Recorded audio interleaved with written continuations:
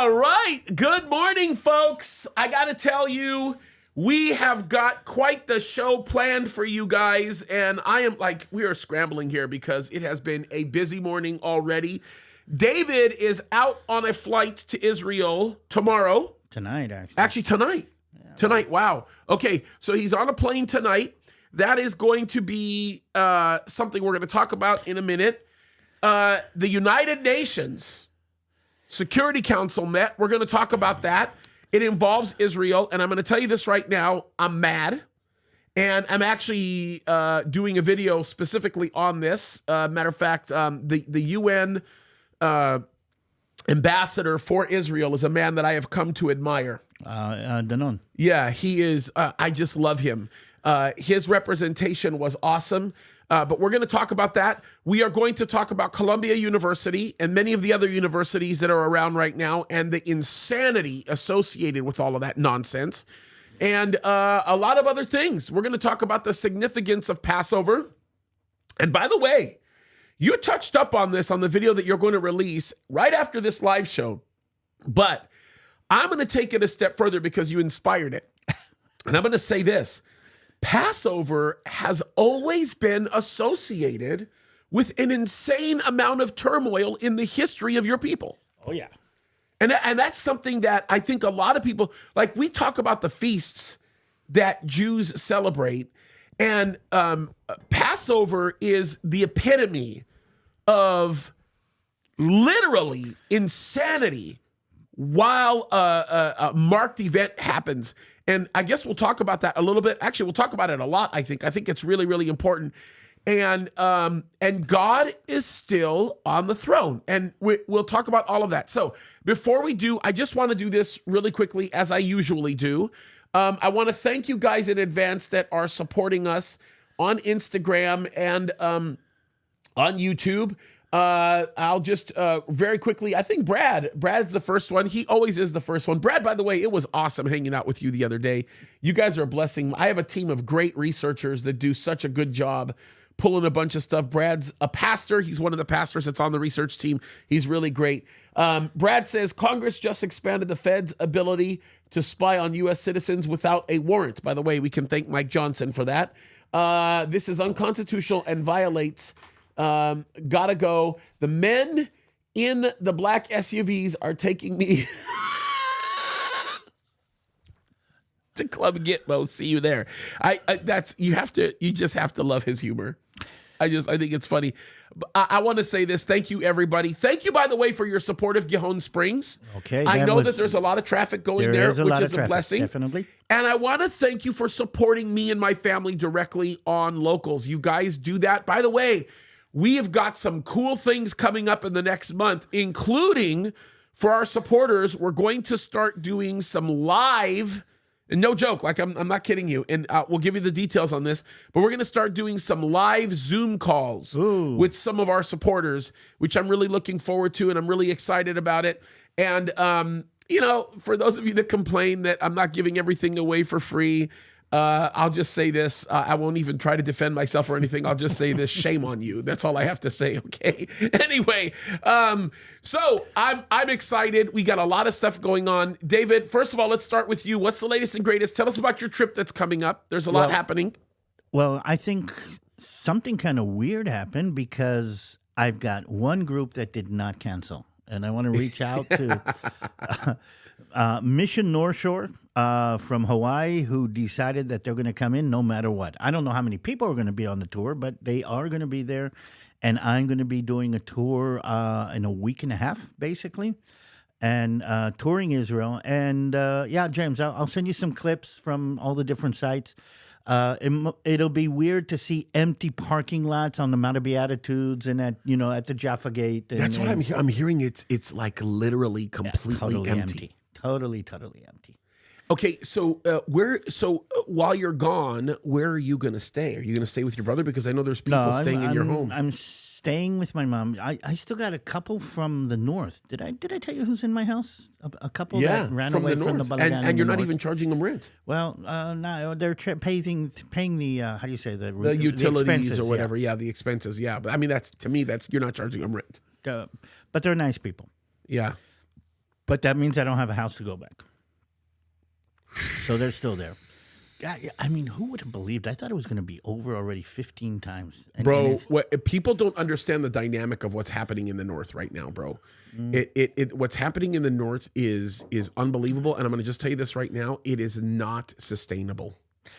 It is not sustainable. Israel is going to have to destroy Hezbollah. We keep on saying that, and it's been sustained for a while now, and I'm kind of surprised at what and how. And again, maybe this is part of what we have to talk about, the bigger picture about why are we in the stalemate right now? But how is Israel going to... Here's my big question, right? Because this is like really, really, really critical. How in the world is Israel going to be able to get away with allowing whole portions of the country to be completely abandoned? No, it has to end, and it will end in one of two ways. Either end with a military solution, meaning we will pound the Hezbollah so bad that they will have to leave a 10-kilometer, buffer zone, and that'll allow what we need to be done. Or a diplomatic solution, and I think your administration is still thinking about some kind of diplomatic solution that'll solve the problem with Iran, as a result of that with the Hezbollah, as a result of that with the rest of it. And again, this whole Middle Eastern NATO kind of thing that I believe is kind of coming together. Our administration is God-hating, and our administration is Israel-hating. And I call them a regime because they are a regime. And the reality of it is, if they have anything to do with it, they would see Israel wiped off the face of the map. They're not saying that, but I'm telling you right now, that's how they're acting. Okay, so we're seeing another basic aspect of, and again, we celebrated Passover, and I can't help it, but Pharaoh was saying, my problem in the world are the Jews. And down through history, other regimes, dictatorships, kingships, and empires always blamed their problems on the Jews. 100%. It's always been like that. 100%. The Jews are always the reason that the bad things happen. Okay, we've brought so much good to the world. We've brought so much positive, but the Jews are always the reason.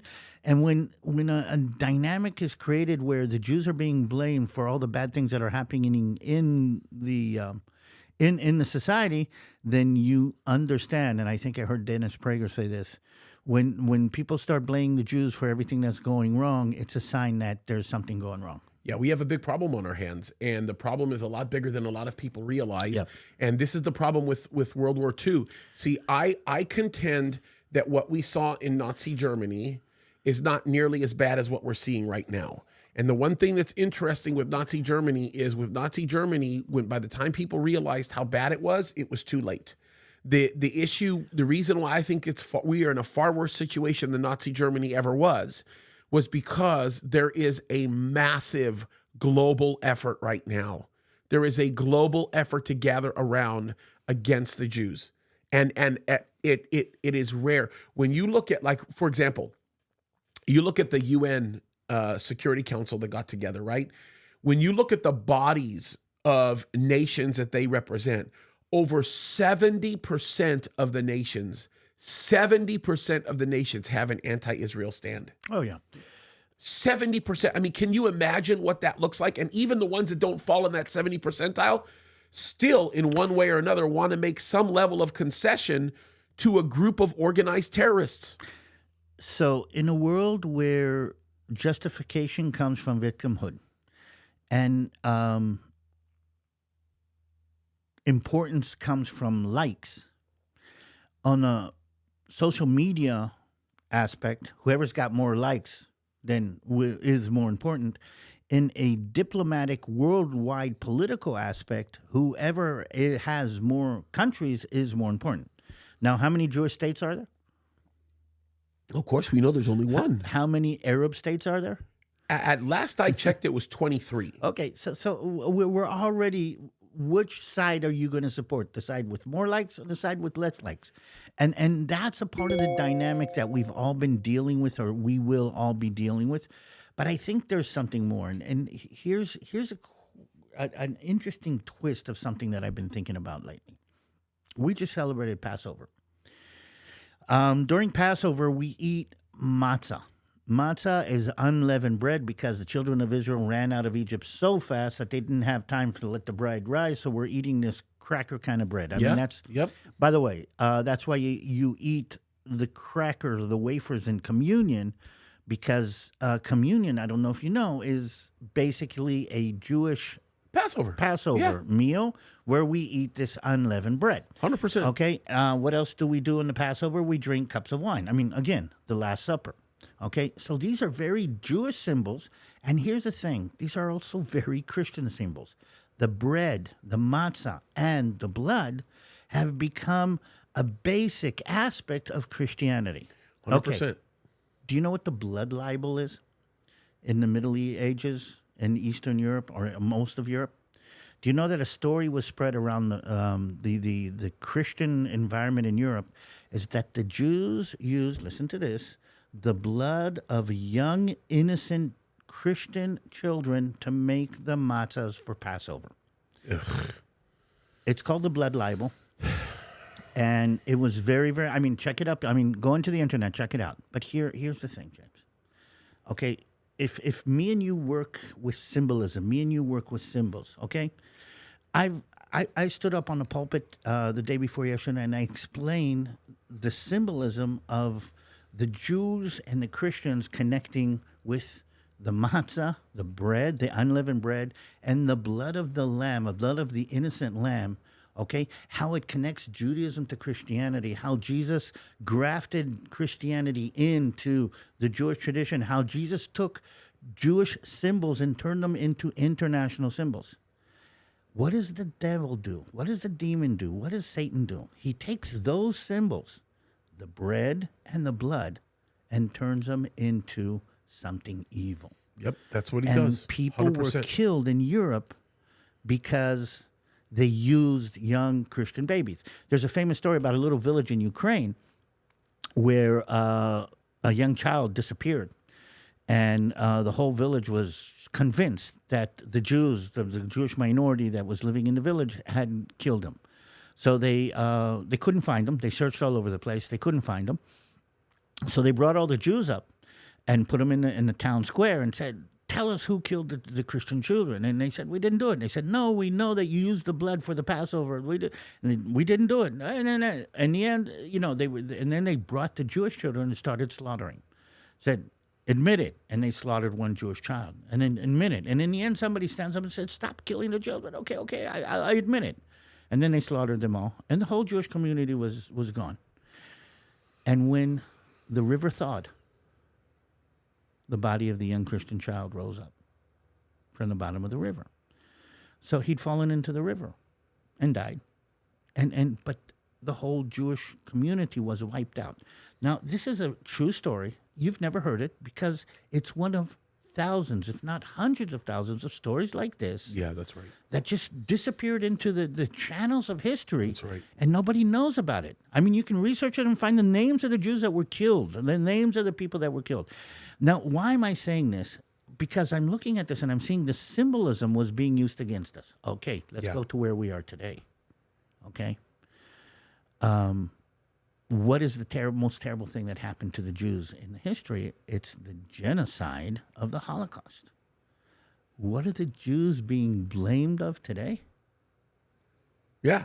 I mean, the parallel is staggering. I mean, you look at what's happening in Gaza. They're actually being blamed for the living conditions that are happening in Judea, Samaria right now. They're being blamed for. Do you understand that there was somebody recently that tied something into what's happening in Sudan to the Jews? And by the way, just so you know, for those of you that don't understand what's going on, right? Sudan, my guess is right now in the last year and a half, 1.5 million people have died in Sudan. At the bare minimum, at the hands of a nasty civil war. So why is it that the 0.2% of world population is the one that is causing all the trouble? And again, and in the end, they're going to say this. It doesn't matter if we're right or wrong. You're the problem. 100%. And this is something that I'm hearing. I'm hearing from your administration. I mean, okay, we might think that the demonstrations in the universities are wrong, but there's a problem. You're the problem. You're causing the problem. And did you hear the news about Ilhan Omar's daughter? No, she was arrested. She was arrested. Yeah, she was arrested, and now she's claiming I'm homeless and I have no place to live. And I mean, Well, did you hear A.O. Cuckoo? No. What did A.O. AOC. Cuckoo say? It's something like, "Oh, those peaceful demonstrations in Colombia, we need to support them." Oh. So here we go again. Here we go again, and here it's happening again. The thing that's really funny to me is, and I know this is going to sound like I'm bringing it out of nowhere, but isn't it wild how the church is so busy focusing on trying to entertain their people that they're not paying attention to the things that actually matter? Did you see that story that came up of that?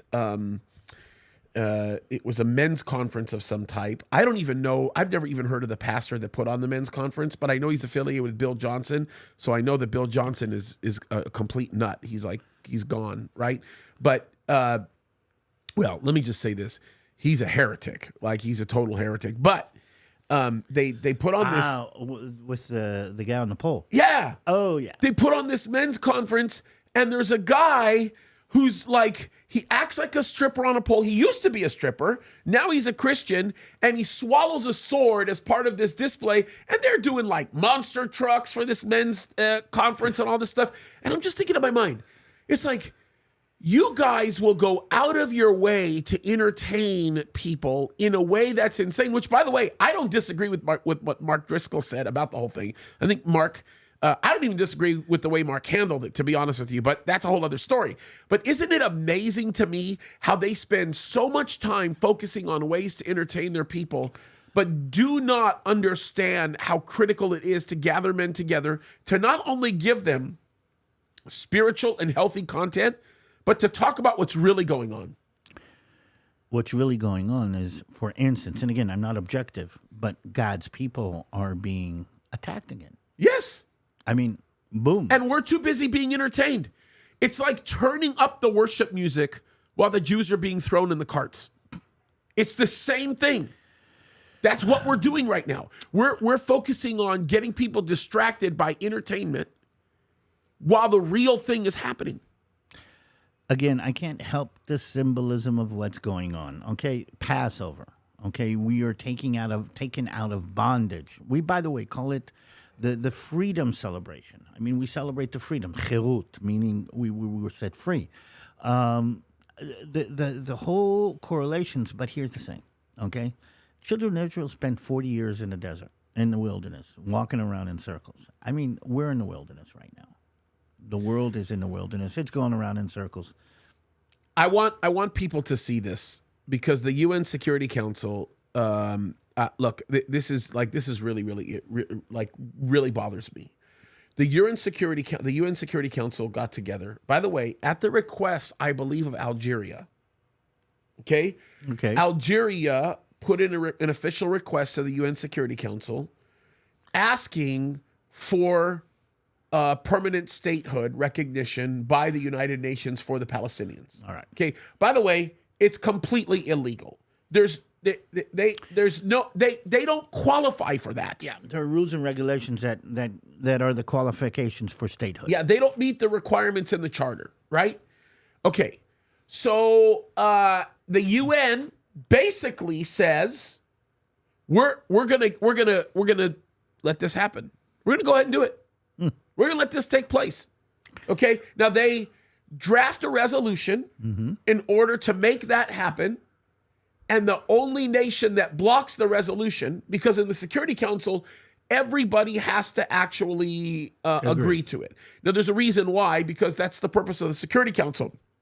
Their job is to look at the resolution that's being made and make a determination if the acceptance of the resolution will further the security of the nations involved, part of the League of Nations of the world, or if it will go against that, right? Russia, China, I mean, look, bro, so many nations are in let me back up. Israel is not a dangerous nation. Okay?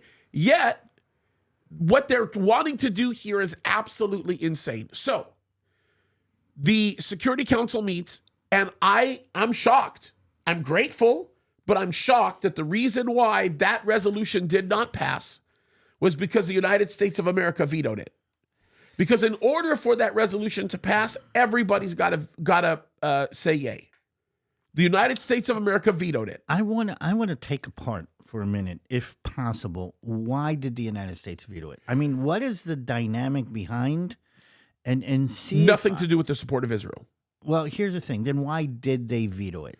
They vetoed it because they knew that if they accepted it right away, they would immediately lose credibility with the rest of the nations that they're trying to have some footing with. Meaning who? Saudi Arabia, the nations that have normalization agreements right now in the midst of all of this with Israel, they would immediately lose their hand on it. It also has a lot to do with Russia and has a lot to do with Ukraine. Okay. There's a lot there. And that's, by the way, there's a series of complexities that are involved with why they don't do that, right? The other thing is if they end up doing something like that, then they're mandated to go back and to take every single association with terrorist organizations that they've declared to be dangerous and remove them, right? So Islamic Jihad, they have to walk away from. Yeah. They basically have to say Hamas is not a terrorist organization anymore, which a lot of people are saying. Yeah, that's right. Okay, and there's a pro-Hamas movement. There's actually a pro-Hamas lobby. I mean, and think about this. Think about an Al-Qaeda lobby in the American Senate. I mean, you know, we're in that kind of level. But here's the thing. Does that not have anything to do with internal American politics? It has a ton to do with internal American politics. So explain this has that everything. Connection. So the big part of this is Michigan, right? So let me just say this. If Joe Biden loses Michigan, if for whatever reason they choose not to vote for him, if he loses the Michigan vote, he loses the election. Even if they go out of their way to try to cheat their way through it, he loses the election. So this is why Michigan has a place called Dearborn, if I remember, which is very, very Muslim and Arab, and that is what they're basically doing in essence. They're doing what I think Christians should be doing right now. They're basically saying you're not getting our vote, and we're not going to give you the time of day because you have, you know, a semblance of association with the nation of Israel. We don't want you to have it. Okay, so then why did the United States veto that? I mean, if he does not vetoed it, he would have gone down in Michigan as a hero. Maybe. That's my weird question. I mean, maybe. The people that are right now creating that lobby, for lack of a better term, in Dearborn are not necessarily the same people that are astute to understand the dynamics of what's happening in the UN, right? I think that what they're looking for is they're looking for more of the visible markers that kind of float in the front, the superficial markers, but they're not the people that are looking at the back-ended stuff like what we're seeing in the UN. So I think there's a big part to do with that. The other thing is there's no way in the world that Joe Biden sees a winning situation if immediately he accepts Palestinian statehood, a Palestinian statehood resolution, without having to bring to the table some of the things that are needed to bring to the table to end what's going on in Gaza. Think about it like this, right? If he says yes, if he agrees to the United Nations resolution to do so, then in essence, what the state of Israel will do, because they will do it, is they will take on the Samson complex. And they will literally flip off the international community. Israel, at that moment, will instantly disregard any of the requests being made by the United States. They'll disregard any of the requests being made by anybody in the UN body. They will view the UN body the way they deserve to be viewed as, and that is an enemy of Israel, and they will in essence act unilaterally to do what they need to do in order to secure their borders. We more or less already do that. No, that's not true. Because if Israel was already acting unilaterally, void of the input or the thoughts or the ideas of any of the other nations, we would have been in you'd have been in Rafah by now. Right, Rafah, you'd be done. Those last four brigades would be gone. Yeah. And not only that, but the North would already be pushed back 20 miles into Lebanon by now. Yep, probably. But I guaranteed. Probably. You know it just as well as I do. And the response in Iran would have been much stronger. Oh yeah, are you kidding me? This is the thing that people don't get about Iran. Let me just give some perspective for people, and I want you to correct me on the spot and say you're wrong if I'm wrong. Okay, what we saw in Iran is the largest scale display of aggression by any Middle Eastern country towards another country in the region that we have seen in the history of warfare. It's the largest display since World War II. Okay, fine, fair enough. But World War II, Israel didn't exist. I mean, including, you didn't see a display like that in Kosovo. You didn't see a display like that in the Vietnam War. You didn't see anything like that. No. I mean, okay, the hundreds of bombers kind of flying into, how do you say? Berlin. Berlin. Okay, we're talking about that kind of level. Okay, but again, I'm sure that the Iranians knew that the mass majority of them wouldn't get through. Now, they didn't think that they would all not get through, but they wouldn't get through, okay? But like I said, we had another Passover. Yeah, and I'm telling you, it was a Passover. It was Iran's intent to completely demolish the state of Israel. They made a legitimate attempt to do it, and now because we were able to successfully thwart all of that, now they're saying. Matter of fact, if you listen to this terrorist talk at the UN meeting, he said it was just their intent to show their force and be done with it. Oh, of course. And now they want to back out. But if you really think about it, bro, like this was all. They're now reframing what happened, and they're saying, "Oh, this was just Iran putting on a fireworks show just to scare everybody because they had to save face." I don't know if I mentioned this before, but do you know the Monty Python Black Knight scene? So I didn't know the scene until people started talking about it. But that's right. Yeah, and again, so I don't think we're going to show the scene here, but basically.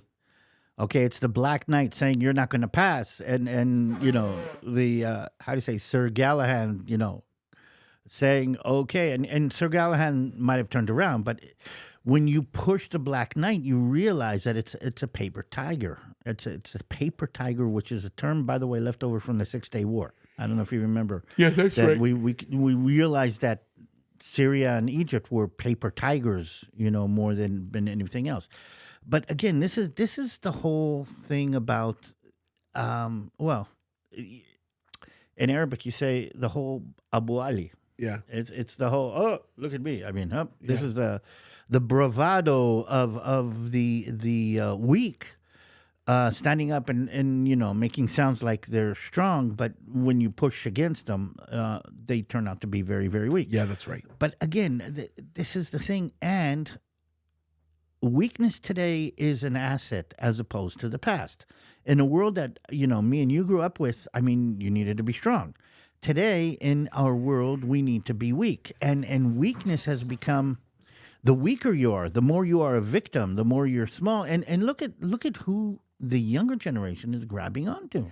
Well, and again, this goes back to a very spiritual issue. We are looking at a dynamic here that is very demonically and satanically inspired.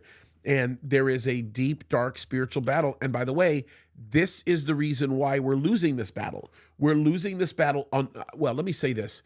We appear to be losing the battle right now in the initial stages because there are a group of spiritual leaders that refuse to be vocal about this. They're not talking about it. They're not teaching their people. They're not making their people aware. I'll give you a great example of this. I don't know if you've been following it or if you've been watching it online, but I've been doing a series on the Calvary Chapel Signal Hill Live page, which by the way is the YouTube page that features all of the live services for our church. Right, Sunday nights I'm doing a Christian mindset series, and the last 3 weeks I've been talking about money. It will blow your mind how many people meet the things that I talk about with great resistance because they've never been taught correctly by the people that are in charge of their lives spiritually. It's amazing. It's amazing how we make money look demonic to people when in reality it's the love of money that is the root of all kinds of evil, right? We like if you have money, then you're an absolutely evil person. And actually, that's the tool right now that the enemy is using to drive the hatred for Jews. It's one of them. Well, what I'm seeing, and again, this might sound weird to say it like this, but what I'm seeing more and more is the alienation of positive attributes because they can be used negatively. Oh, I'll 100%. give you a classic example. Great, okay? great statement. Strength. We grew up thinking you need to be strong. You need to be strong to protect your people. You need to this. Satan has turned strength into something negative. Yeah, aggression. Okay? Money. Okay? Yep. We need money in order to achieve fulfills it. But like everything else, anything can be abused. But in a world where the emphasis is on the abuse of something, then you actually lose. You're throwing out the baby with the water. Okay. Think about it like this, David. Not to cut you off, but think about it like this when you talk about money, right? Look at how the world today characterizes money. Look at how Hollywood characterizes money. Did you notice that every superhero that we know of that's out there that has superpowers is actually poor? They come from poor backgrounds and they're actually poor. Tony Stark. Tony Stark's the only one that's no. But the only time they're rich, when they're a superhero and they're rich, they don't have natural powers. Seriously, think about it. Like Batman. Never thought about it. He doesn't have natural powers, right? Iron Man. Iron Man doesn't have natural powers, and he's made out to be a complete jerk, right? So if you think about it, the villains are made villains because they have money, when in reality, God never intended it for that. By the way, they have money and they have strength. Dawood, think about this. The richest man in the world that we know of, documented in world history, was King Solomon. The very first visit that he had with the Queen of Sheba, the very first visit, just in gold alone, she gave him 9,000 pounds of gold. That's over 16 and a half in our world today, right? You're talking $16.5 million, billion dollars in gold, okay? A year. Think about this for just 1 second, just to think in terms of the kind of money that was being made.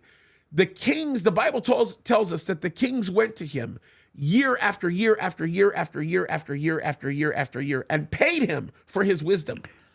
He had a coaching program, for lack of a better term, and the man was making hundreds of billions of dollars every year, but just in gold. Here's part of the reason, okay? And I know I've said this before, and I hope nobody's going to get mad at me at this one, and I don't know what this is going to do, but our world is becoming feminine. Oh, that's a given. I mean, that, what we're seeing, all of these aspects, make strength into something evil, make money into something evil, make victimhood into something positive, make weakness into something positive. You don't have to achieve anything. It's all something that you're born into. Your value does not come from doing something, learning something, overcoming something, finding something. Your value comes from basically what you are. It's like the difference between the beauty of a woman and the achievement of a man. 100%. Achievements are not important. It's important what you are. And on the world where we are becoming more and more feminine, the victimhood, and here's the thing, the bad people are going to use it. 100%. Because the people that are going to use this new dynamic of victimhood are the ones who are exactly the opposite of victims. 100%. Okay, and let's put it this way. There's no respect in the Muslim world for victimhood. Islam is a religion built on power. It is a power dynamic. They have no respect for victimhood. They have no respect for the downtrodden people. 100%. Okay? And here's the thing, but they're seeing that they're giving power because they convey themselves as victims. So they're willing to convey themselves as victims, not because they believe they're victims. They don't believe they're victims, but they're getting power out of being addressed as victims. So they say, okay, we'll play the victim card. But they don't respect victims. Yeah, 100%. No, you're 100% right. By the way, I want to correct something that I said because I thought I heard myself. I was rehearsing back in my head. I said $16 billion in gold. It amounts to, just the first time he got visited by the Queen of Sheba, $251 million worth of gold in the very first visit. Well, I just want to make myself very, very clear. He made billions every year, billions of dollars every year in the gold that was being given to him by the other kings. My whole point behind it goes right back to what you're saying, right? We don't teach our people, and because we don't teach our people, right? We in essence make these assertions, and we cause people, we set people up to believe lies when we don't teach them the truth. So let's go back. We have to start battling this victimhood mentality, this blessed are the oppressed, blessed are the weak, and we have to go back to, okay, I can understand not to be oppressive, but you're not blessed because you're oppressed. Yeah, that's right. And I think that, again, it goes back to the lies, like we just talked about, the lies that are going, like, well, if you're poor, then you're pious, like you're spiritual, right? It's the same thing. When we teach people those things, we open up the door for the bigger lies. And when the bigger lies are communicated, that's when we have the problems. And I just think it's just absolutely crazy. By the way, all of you guys that are doing super chats, thank you. You're enormously generous. We will read those super chats in a minute. And you're a smart. Who said I'm out of line? Dean is so funny. Dean is on my research team, and smart as could be, has an amazing ministry. By the way, one of these days we're gonna have Dean on our show. Good. His dog too. We'll have his dog on our show as well. Ain't that right, Dean? We'll have Major on. But anyway, that's a whole other story. I just did that for Brad and Michael. I just wanted to say that right now. Anyway, we'll read the comments in a little bit, but I have to say this: the lies that are being told right now are opening up. Look, the bad teaching that we see coming from the pulpits opens up the door for the weakness that has to exist in order for people to believe the lies. So think about it like this, bro. If I'll give you an example of how this applies to the Jewish community, right?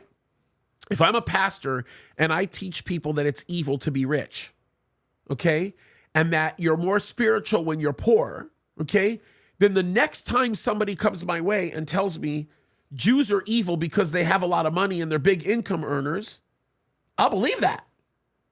I'll believe that because I've been taught that you're spiritual if you're poor and you're more godly if you have no money, which is it's completely the opposite in many ways. So I'm going to quote Dennis Prager again. And one of the interesting that he says is that, well, you know what? I'm not sure if it was Dennis or somebody else, okay? But maybe I'm misquoting. But they said the Jews are always blamed for what is deemed not good in the society.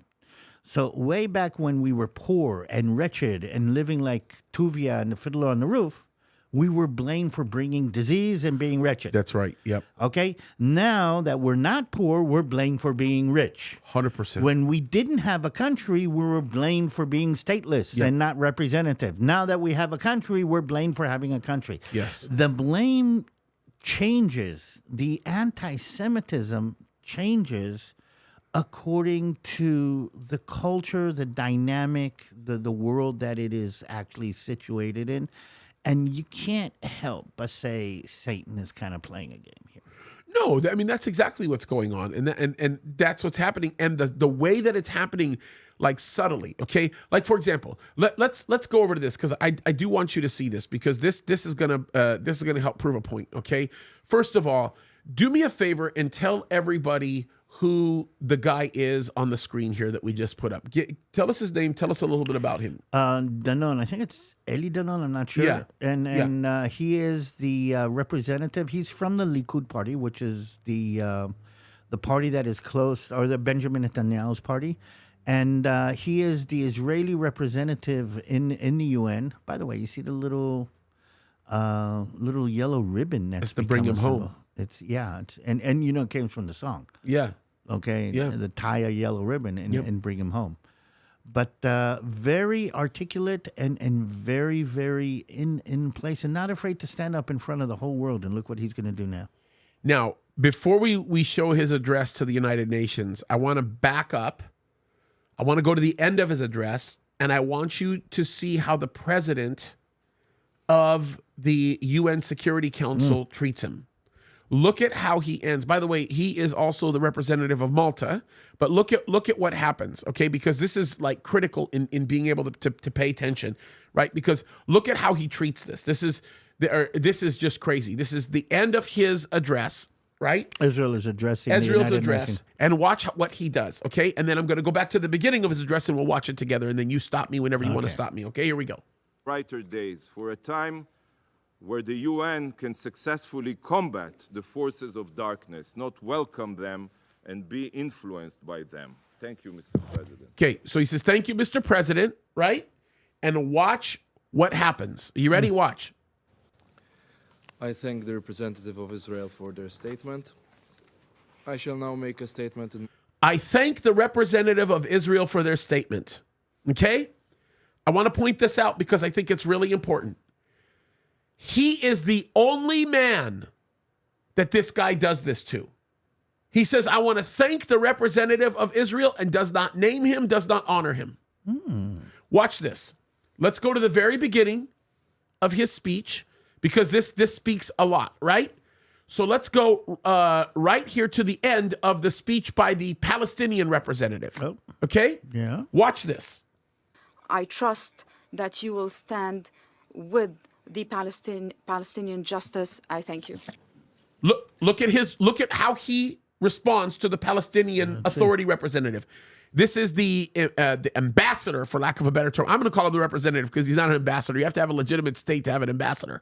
But he's the representative. Look at what he says. Look at how he addresses him. Watch this.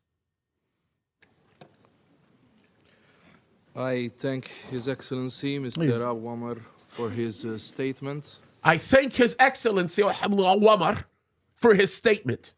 So he named him. Named him. He does it with everybody, by the way, including the terrorist ambassador of Iran, including the foreign minister of terror. Back. James, we're back. I mean, we're back at this from the beginning. This is God's people. This is how. But bro, isn't this the epitome of disrespect? But why not disrespect God's people? And again, why not disrespect the Jews? You only have something to gain by disrespecting the Jews. Yeah, it's ridiculous. By the way, I do a video on this. Saturday, I'm releasing the video that I did on this. I go through the whole address. But let's just listen to the first few minutes. Stop me when you want to stop me. Let me know what you think. Because this is crazy. What? And by the way, God bless the UN ambassador representing the nation of Israel. The boldness that he has, the clear articulation that he expresses, I admire the man. I have a ton of respect for him. Did you see the movie of Hassan Yusuf standing in front of Columbia and getting beat up? No, I didn't see that. Okay, the Arab Israeli. Mohab Hassan Yusuf. He's they call him the Ibn Hamas. They call him the son of Hamas. Sorry, not the son of Hamas. Yeah, there's another Arab that is very articulate right now. I don't remember what his name is. Anyway, make a long story short, he stood in front of the whole demonstration, Palestinian demonstration, and knowing that he was going to get mauled. Eli Danon is doing the same thing, not in a demonstration, but in a den of jackals. He got arrested. Remember when he put up the picture of the women that were exploited while Raisi was speaking? Yeah. I did a video on that too. Okay, this is interesting, and I'm going to provide plenty of commentary on this on Saturday. So this is your opportunity to provide commentary because it is very interesting. And I now give the floor to the representative of Israel. Doesn't that just tick you off? I'll give the floor to the representative of Israel. Not to His Excellency. No, not to His Excellency. Not thank you, representative of Israel. Not any of that nonsense. I got you. It makes me mad. Okay, stop me when you want to stop. Okay. Okay. Thank you, Mr. President. Distinguished ministers, colleagues, Secretary General. How many times has this council met to discuss ways to advance the release of our hostages held in Gaza? How many times? Not even once.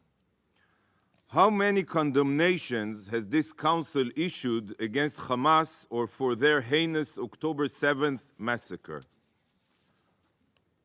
Zero. Crickets. Zero.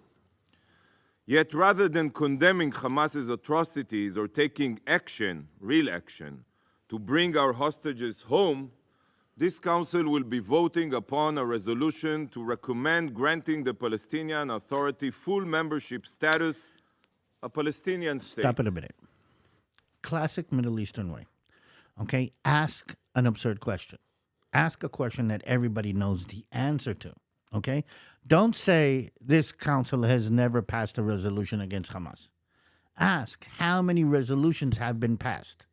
Don't say that Israel, that this council has never passed a resolution against the Palestinians. Ask how many times. I mean, since everybody knows the answer. But here's the problem. We can ask. Do you want one of the most amazing things I remember when Eli Danon, maybe you can find it, when he says that Israel is being unjust, treating its Arabs unjustly, and all of the nations that kind of voted for this, and he goes, yes, Algeria, where are your Jews? Oh yeah, it's a great video. I actually did a video on it. It's classic. And Egypt, where are your Jews? Where is your how do you say openness and inclusiveness? And Morocco, where are your Jews? And he put it together like that. But yes, I like the idea of asking a question that everybody knows the answer to. Yeah, and I believe I'm almost certain that I can find it. Let me see here. Yeah, he posts it here on one of these posts. But yeah, anyway, I'll find it while he's doing this one. So let's go. Okay, here we go. Oh. How detached from reality can this council be to dedicate its time and resources to support a resolution so disconnected to the reality on the ground? To a resolution that will have zero positive impact for any party, that will cause only destruction for years to come and harm any chance for future dialogue.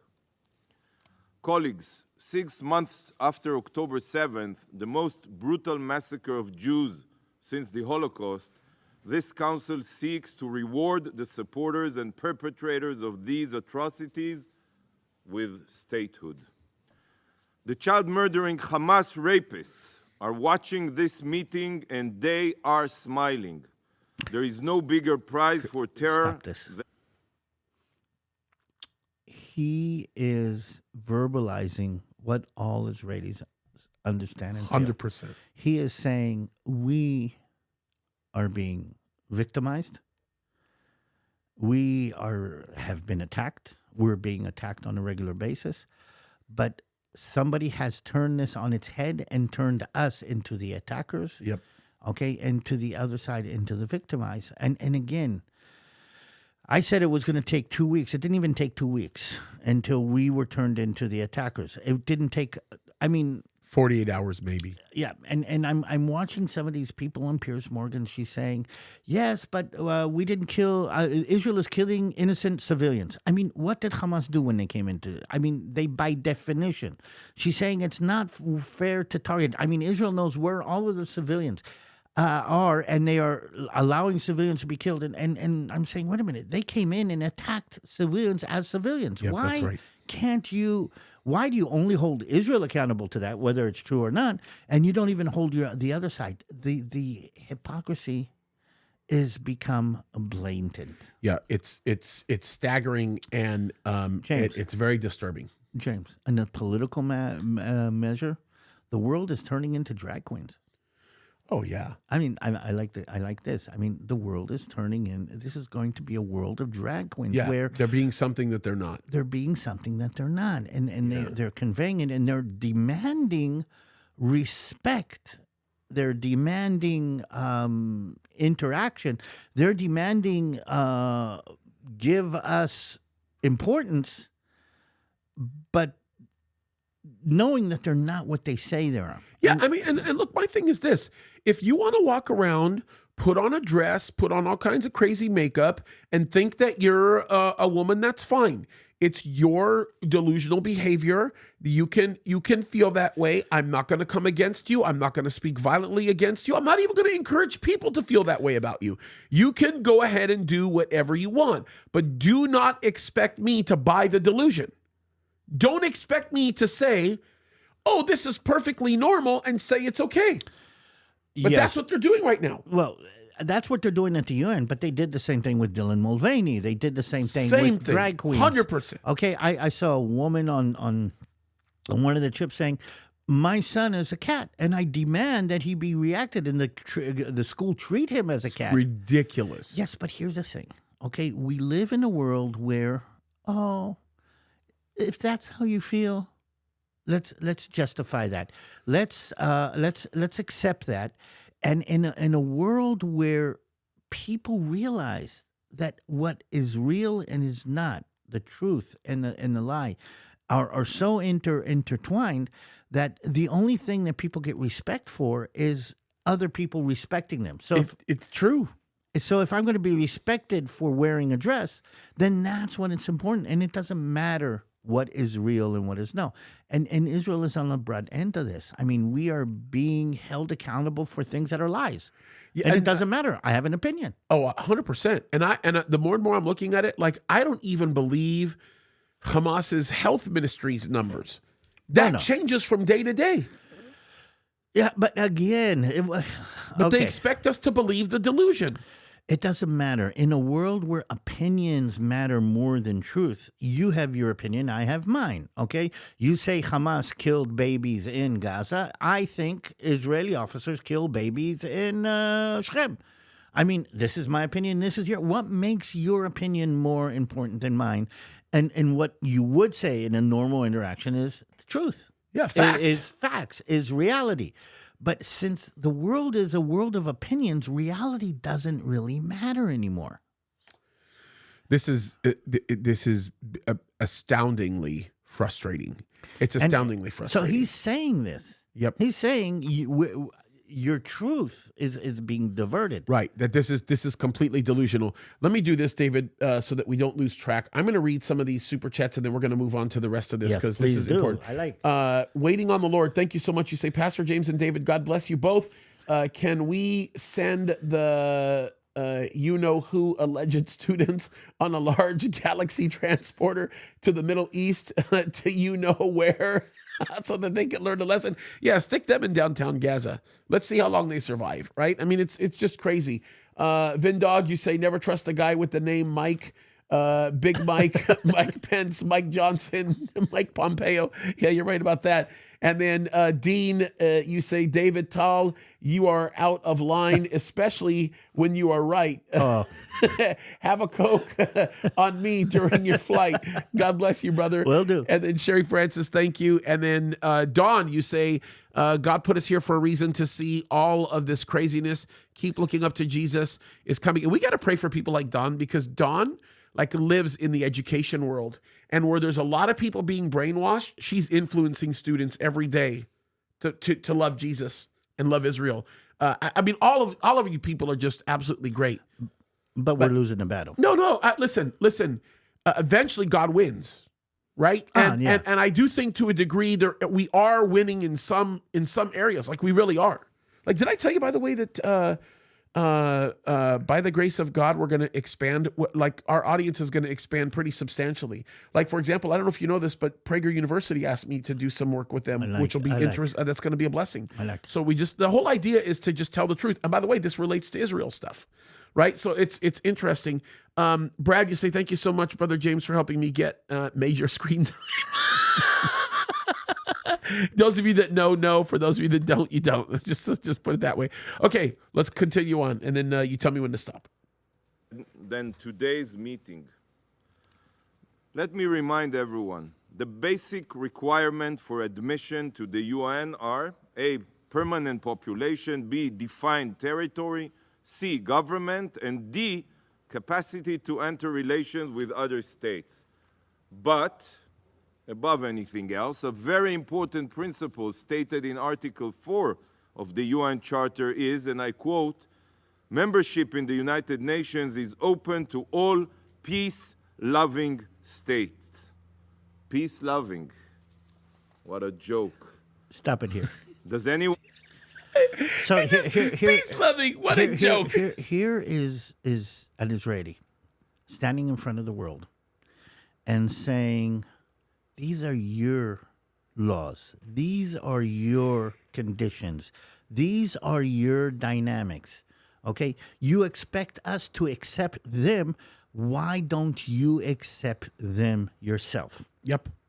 And again, the hypocrisy. Then it's notable hypocrisy. Okay, and again, let me reiterate something that again I'm finding more and more on my heart. I'm not surprised that we're being held to a different standard than the rest of the world. I'm not surprised that we're being blamed on a different level than the rest of the world. I'm not surprised that people want to kill us. I'm not surprised that people want to harm us. Why am I not surprised? Because You've I'm lived Jewish. your whole way your whole I'm life this Jewish. way. That's right.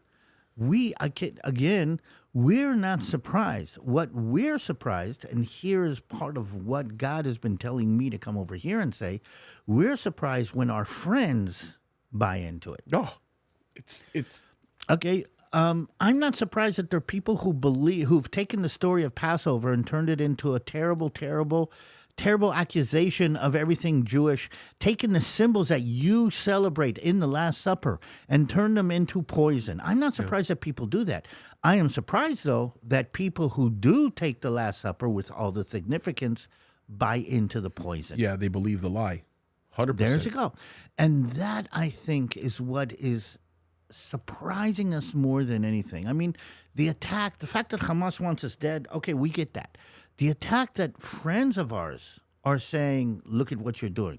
The attack that somebody who's never been to Gaza is willing to put on a keffiyeh and demonstrate for terrible people, that has us surprised. Yeah. What's really funny is when people put that thing on, they don't even know what that represents, Habibi. They have no idea what it stands for or what it even means. Well, that's the worst part about that. Here's the thing. Today it stands for something else.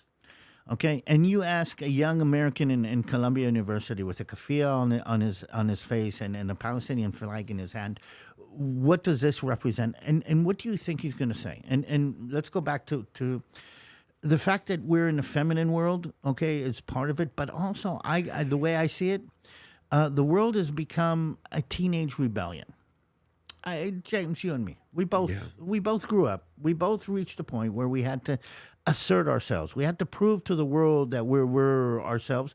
And part of that came out of rebelling against, and I did some terrible things when I was in my teenager years, and everybody else knows.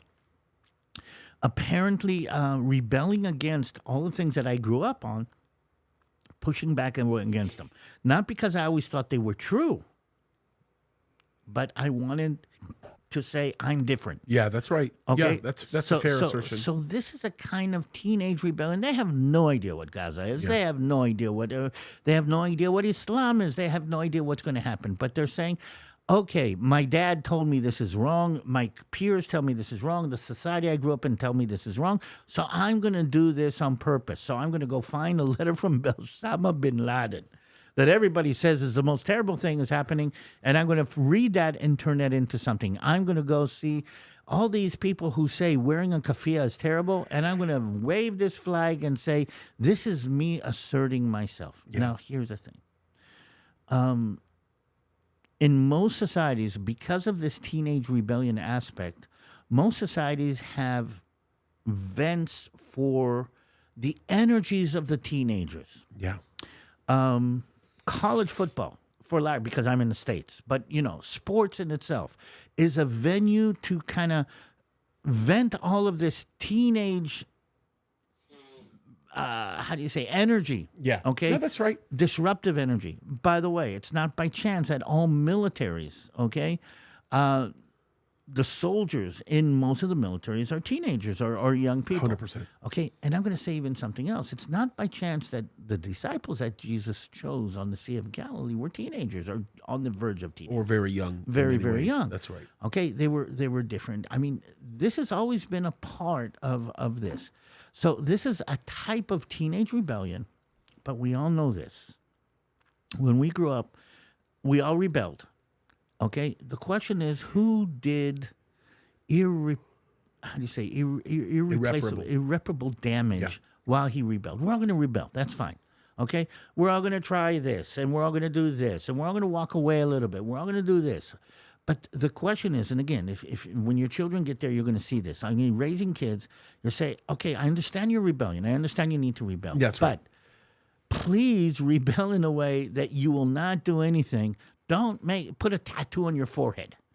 Okay? Don't put it. Okay, don't. Especially one that has 666 on there. But don't do something. By the way, we're hearing a pushback against all these young people, and a lot of them. Okay, a lot of companies are saying no. Everybody who takes part in a demonstration like that, I don't want him to work for me. Yep. Now they're calling that how do you say discrimination? Yeah, that they're calling it discrimination. Yeah, but if I have a company and I have to decide if I'm going to hire a sales rep or a engineer or a person that is going to push my company forward, I'm not going to hire somebody who, with no understanding whatsoever, decides to support a terrorist organization. Free Palestine. Yeah, that's going to work real well for my company. They are doing irreparable damage to themselves. I agree. Okay, but again, let's go back. I'm not surprised. Danon is not surprised. We're not surprised that we have to say to people, use your own language. And that's what he's doing. Yeah, I just have such a respect for him. Doubt that the Palestinians fail to meet these criteria? Did anyone here, any Palestinian leader, even condemn the massacre of our children? The Palestinian Authority has absolutely no control over Gaza. You all know it. Everyone knows it. But even in Judea and Samaria, entire neighborhoods and cities are ruled by other terrorist gangs. Look at how angry that Palestinian kook is. Yeah. He's a stone cold killer. Yeah, but he's going to say this. You can call me whatever you want. It doesn't matter. Yeah. Right? Yeah. Lion Den, others, and the Palestinian Authority By the way, did you notice? The state of Palestine. State of Palestine is what they do, and then go back to Ernon's place. You look at his thing. It just says Israel. Mm-hmm. By the way, the UN makes those name tags, just so you know. Well, I wonder what the others say. The others are Republic of Iran. They're very formal. Oh, they're very formal. Should be the state of Israel, not Israel. State of Palestine, but then Israel. Watch. Ironically, has no authority. So who is the council voting to recognize today and give full membership status to? Hamas in Gaza, Palestinian Islamic Jihad in Nablus. Who's going to be in charge? While this in itself is grounds enough to reject this sick reward for Palestinian terror, the Palestinian Authority is the opposite of a peace-loving entity.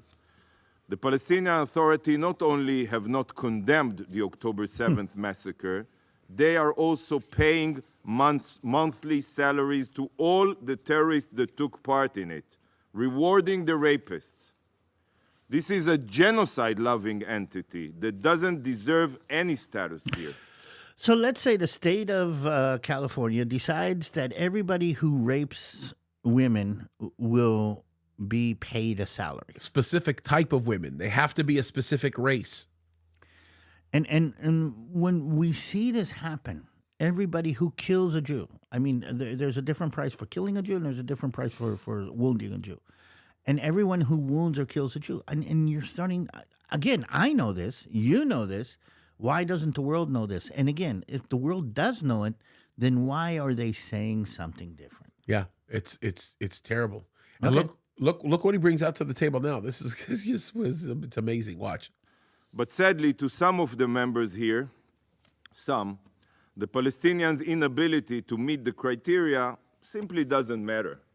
It doesn't matter because to some of you, Palestinian statehood has nothing to do with the UN Charter or legal criteria. All it has to do with is politics and interests. Yeah. The UN Charter is important to them only when it can be used against Israel. The report from the Council's Commission on the Admission of New Members even states it black on white. So here's the thing. The UN Council on Human Rights actually passed a report about women's rights. And even though the UN did decide that there were mass rapes, actually the UN themselves have researched and said that, there's no condemnation of what Hamas did. Again. None. Not one word.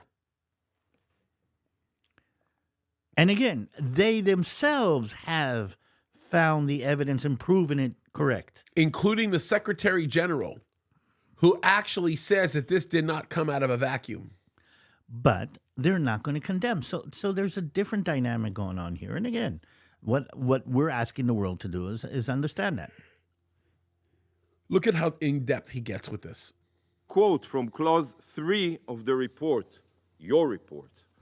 And I quote, several members expressed the view that the admission of the State of Palestine to membership in the United Nations was a political matter rather than a technical or legal requirement. In other words, UN Charter be damned, international law be damned. I reiterate, international law and the UN Charter are only important when they can be weaponized against Israel. But if breaking the law means advancing the unilateral establishment of a Palestinian terror state, a Palestine Nazi state, then by all means. They're just empty words on paper, right? What this council has decided to focus on... It's choking them. I mean, again, do I really have to tell you that you're lying? Do you really not understand? I mean, think about this on a personal level, okay? Here's my peers. Here's the people I grew up with. Here's the people I live with. Here's my neighborhood. Here's the people. And you're saying, oh, yeah, I mean, we need to kill you because your dog is barking at night. And I say, wait a minute, you're old, your dog's barking at night. Nobody said anything about barking at night. Okay, so we got to kill you because your dog doesn't bark at night. Yep. I mean, it's like you can't get ahead of this. And that's, I think, to a certain extent, part of the problem. It's a massive part of the problem. It's a massive part of the problem. Yeah, but here's the thing, James. I'm Israeli. I'm not surprised. None of us should. I'm be. Jewish. Well, no, I think people still play this game of No, the operative word is should be. None of us should be surprised. Yeah. I mean, it's just so dang obvious. It's so obvious. Yet, like I'll just laugh. I told you this before we started, right? Anytime I spend any amount of energy or effort standing up for the state of Israel, I lose subscribers. I bleed them. So, you should see how many I've been losing as of late. So here's my problem, okay? By the way, I don't give a rip. I could care less. Bye-bye.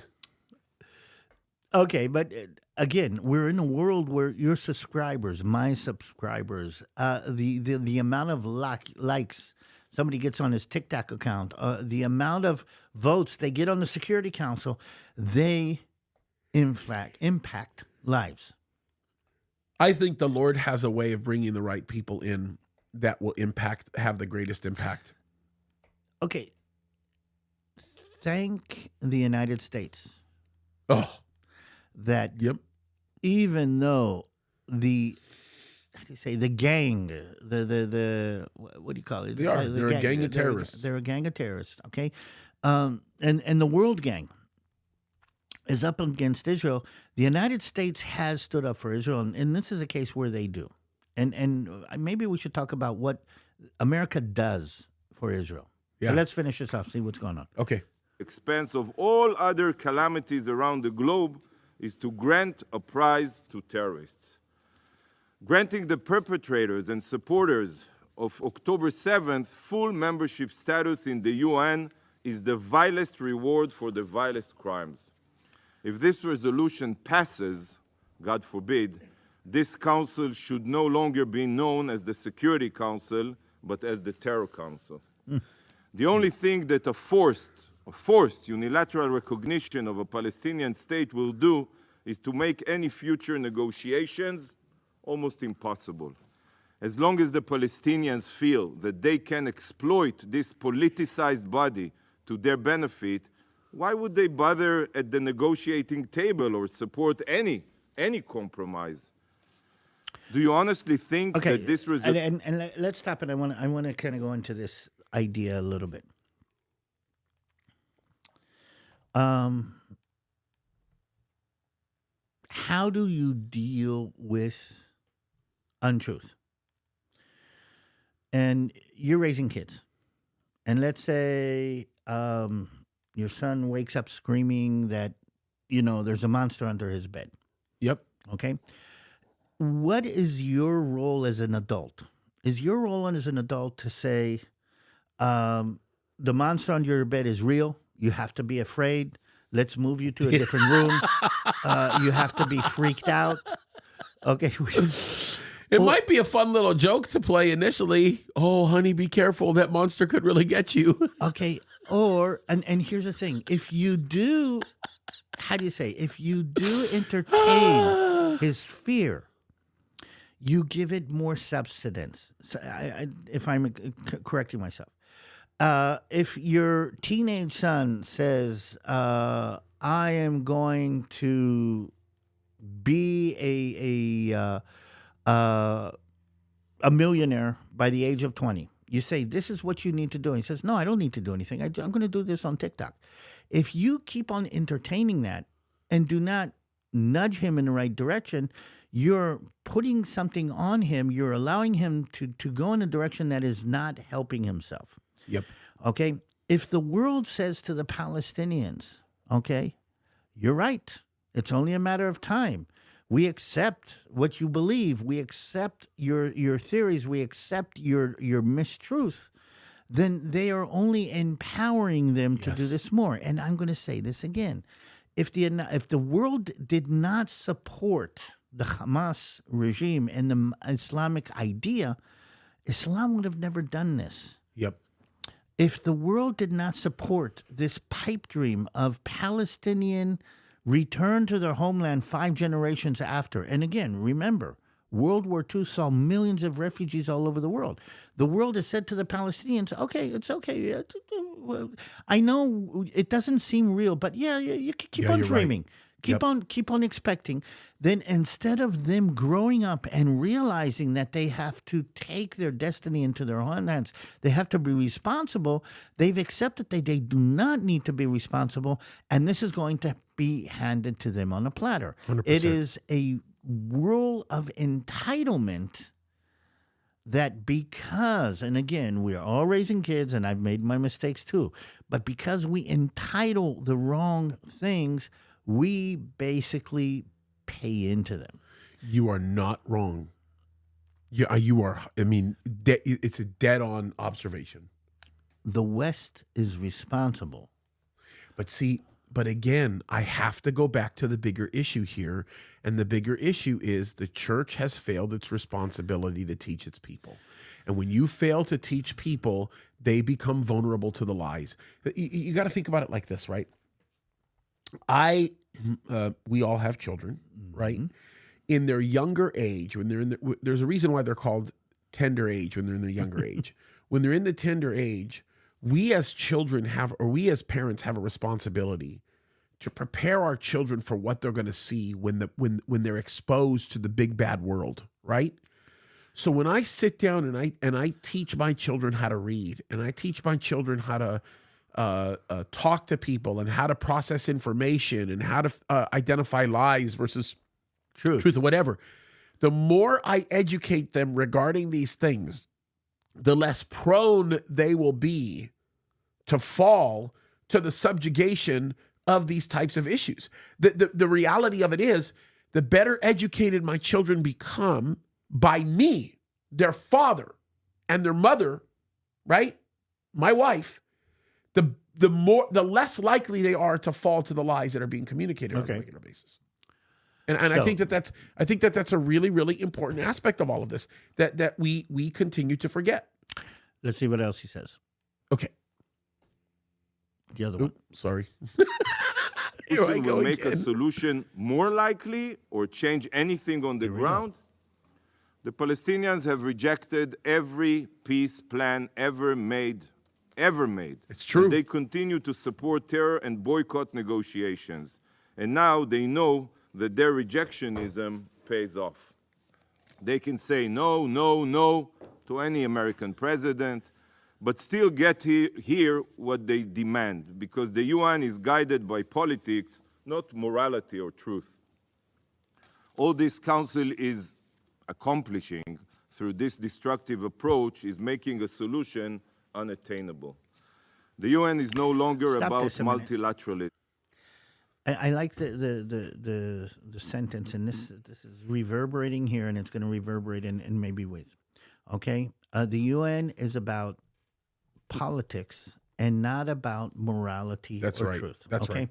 That's the big We're problem. moving slowly into a world where the politics is more important than the morality and truth.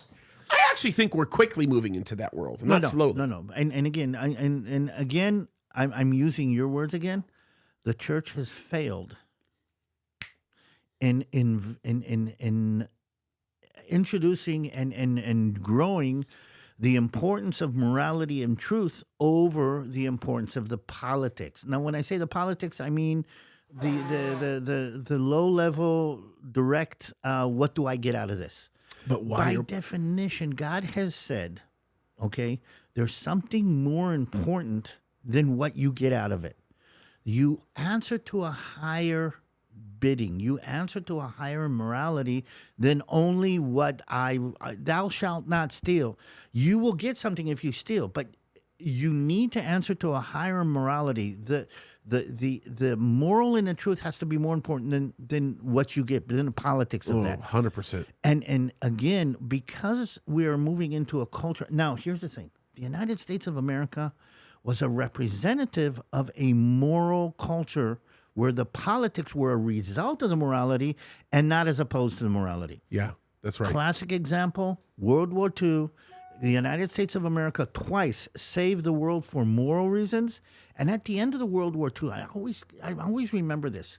At the end of World War II, when we have actually vanquished our enemies, okay, the United States of America used the morality more than the politics. And we went and we rebuilt Nazi Germany. We rebuilt Japan. The Marshall Plan is Christian morality taking on political tones, and in the end have been a huge asset for the United States of America. 100%. But we live in a world where it's more important, the politics are more important than the morality, and he's standing in front of the world and saying, in regard to Israel, you're doing the same thing.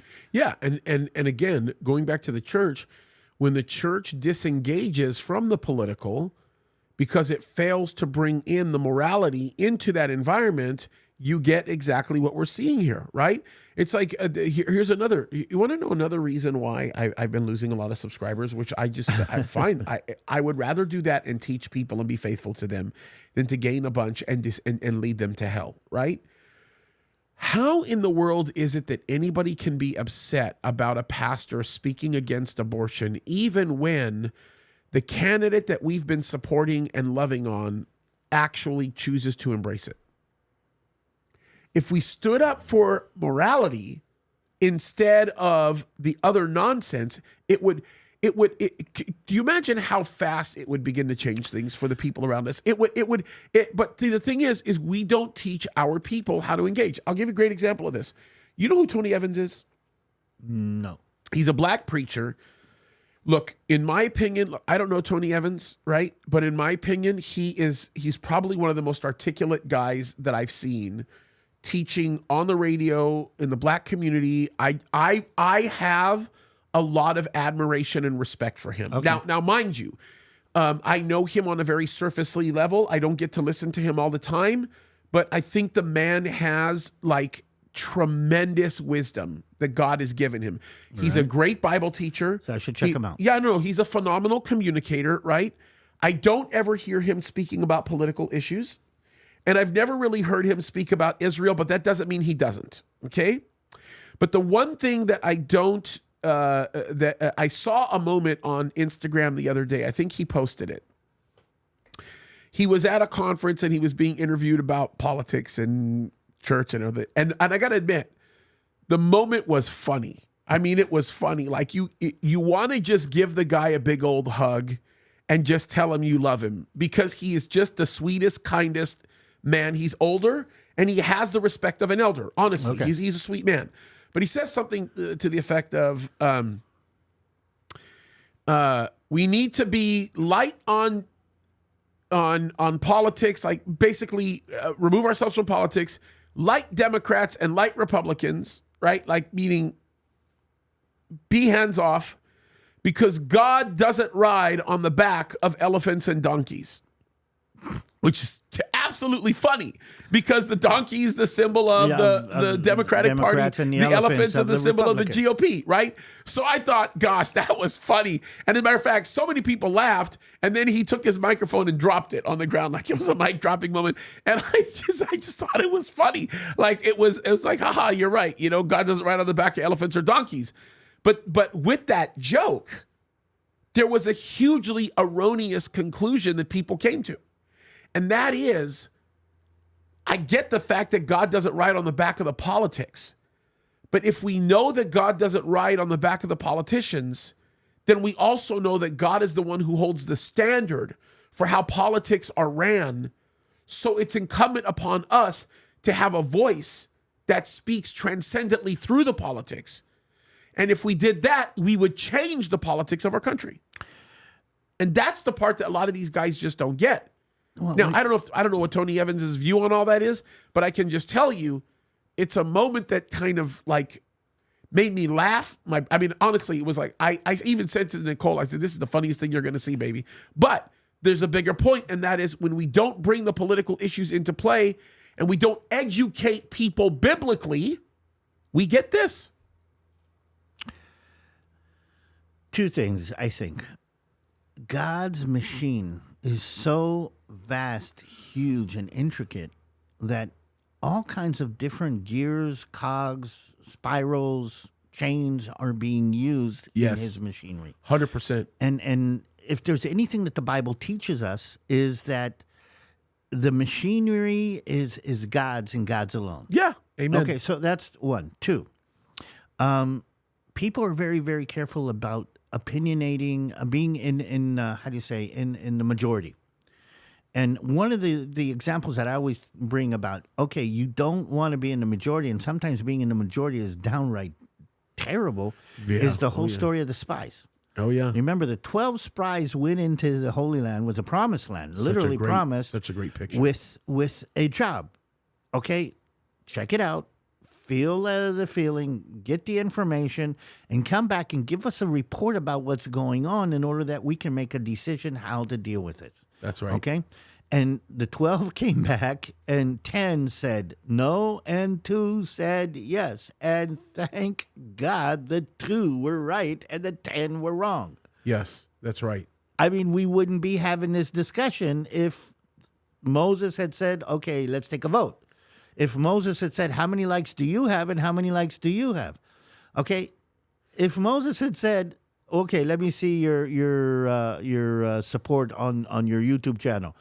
You have 30 likes and you have 10 likes, so we're going to go this way and not that way. Thank God that the majority is not always right. Yeah, but the problem is, and I think this is the bigger issue to bring up, right? The majority's refusal to trust or believe in God, right, also caused the majority to not see the promised land. The majority that rejected God in the wilderness didn't get to see the promised land. They didn't believe in God. They would have been in the promised land way before. Yep. Not only way before, but they would have experienced the majority of their lives in the promised land. No, I mean, everything would have gone smoother and easier. Okay. To get from that portion of Egypt, right, through the Sinai into southern Israel, 2 weeks, even with a large group. And then the conquest of Joshua would have taken, what, a couple of years? Again, everything that we know, and you know, the 40 years in the wilderness is a very sensitive topic for me because I was 40 years in the wilderness. Okay, and walking around in circles from a spiritual point of view. But look at what God did for you, bro. In his grace, he walked you into the promise, right? But again, we had to go they had to go in and conquer the Holy Land. Okay, they had to fulfill God's promise. And again, it might have been completely different if the majority had not won out. Yeah. And here's the thing. So, James, let's talk about what's going to happen in Israel because I got to get packing in a bit. Okay. Yep. Yep. Okay. So we're not going to do a live stream then. We can do a live stream. Oh, we but- can. Okay. But let's get there. Okay. Can I? There's one more section of this Let's that I do want this. people to see really quickly because it's like really important. Okay. Well, listen to this. Sadly, it is now committed to multi-terrorism. At the Security Council, terror pays off. It's shameful. I have always called out the political rot within the UN, that sadly nothing here is based on truth and justice, but toxic politicization. And today, the mask has finally fallen. The Council has exposed itself. Please, do not give in to politics. Do not support this dangerous resolution. How can you support a resolution that is so destructive and immoral at the worst possible moment? Colleagues, the Council was not the only entity to expose its true face this week. Watch what he says. On Saturday Listen. night, with the launch of over 300 UAVs, ballistic missiles, and cruise missiles at Israel, the Ayatollah regime's mask also fell. Iran exposed itself as the terror state that it is. But today marks another milestone in the Ayatollah regime's blood-soaked history. Pay attention to what he says here. This is very critical. On April 18, 1983, a Chevrolet pickup truck packed with 2,000 pounds of explosives sped through the gates of the U.S. Embassy in Beirut, crashed into the building and detonated. This blast killed 63 people. You're talking a lot about embassies and the importance of embassies. And Hezbollah claimed responsibility. And today, April 18, 2024, exactly 41 listen to years this. later, this council, the Security Council, will be addressed by an arch-terrorist whose regime funds, arms, trains, and directs Hezbollah. The Ayatollah regime's foreign minister, Hussein Amir Abdollahian, is a member of the Iranian Revolutionary Guard Corps. This terror organization, the IRGC, is responsible for carnage, bloodshed, and destruction worldwide. From terror attacks in Reagan South Israeli America embassy. and assassination plots on Europe. Hassan Abdullahian. That's the guy that's talking. That Yeah. they're calling the foreign minister who's a commander in the IRGC. It doesn't matter. The truth doesn't matter, James. The hypocrisy doesn't matter. We don't. I mean, again, the how do you say the shame is gone. The shame of hypocrisy is gone. Okay, he's going to stand in a dress and a mustache, and he has no problem with it. It's amazing, isn't it? Yeah. Isn't it amazing? Okay, so I mean, when how do you say North Korea can be a representative for human rights, then the hypocrisy is gone. Oh my When goodness. Saudi yes. Arabia can be a representative for women's rights, the hypocrisy is gone. I mean, 100%. again, and what I'm finding fascinating is that the shame is gone. Yeah, 100%. And here's what he's saying. Yeah. You're not wrong about that. You're not wrong about Gone that. is the shame. Okay, so what we're going to do is this. We are going to switch over to locals. What I'm going to do, because this is David's, he's going to be going to Israel, is I want you guys to all be able to ask David questions before he goes over there. So for this Q&A that we're doing on locals, we the only requirement you're going to have is that you be a member of my community, and there's no fee to do that, okay? So I'm not going to close this off to just supporters. And of course, your support is always welcomed. It means a lot to me and my family. You've got the link right there. You can click on it. For those of you that are watching this way after it's aired, you'll still be able to access this link without being a supporter and watch it. And we'll take some questions. We will be on locals in 5 minutes. Any closing thoughts or ideas or anything Well, before we wrap it up, bro? This has been an amazing, I'm going to use the word season. I We've think been it has doing this been. for a while now. I have a feeling that God's got a couple of changes both for me and for you kind of lined up. And so Good things. pray for us. Pray for me and Christy. We're going to be in Israel Pray that it doesn't get too hot because, I mean, summer in Israel is like, Palm Springs kind of summer and in some of the places. And pray for Israel. Pray for Israel and what's coming up. Let's do that right now, and then we'll switch over to locals. We'll be there in about anywhere from 5 to 8 minutes. Father in heaven, we just thank you, Lord, for this time. We give Israel to you, Lord. We just put Israel in your hands, Lord. We pray for David, Lord, as he travels over there, Lord. We just pray that you would use him in an incredible way. Father, protect him, protect his family, protect his ministry, Lord. We just thank you for all that you're doing, Lord. We thank you for your goodness and your faithfulness. And we just pray, God, that it would be fruitful and that you would be glorified. So, Father, we just love you. We thank you. We look to you. And we ask these things in Jesus' name we pray. Amen. Amen. All right, guys, very quickly, 1 o'clock. At 1 o'clock, we are releasing David's video. Do not miss out on that. It is regarding the Passover and the connection of the Passover. So make sure you go over there. And around 1 o'clock will be the same time we do our Q&A. All right? So see you over there. You got 2 assignments. Watch David's video. Jump on the Q&A. We got a lot going on. All right? Love you guys. God bless you. Keep fighting the good fight.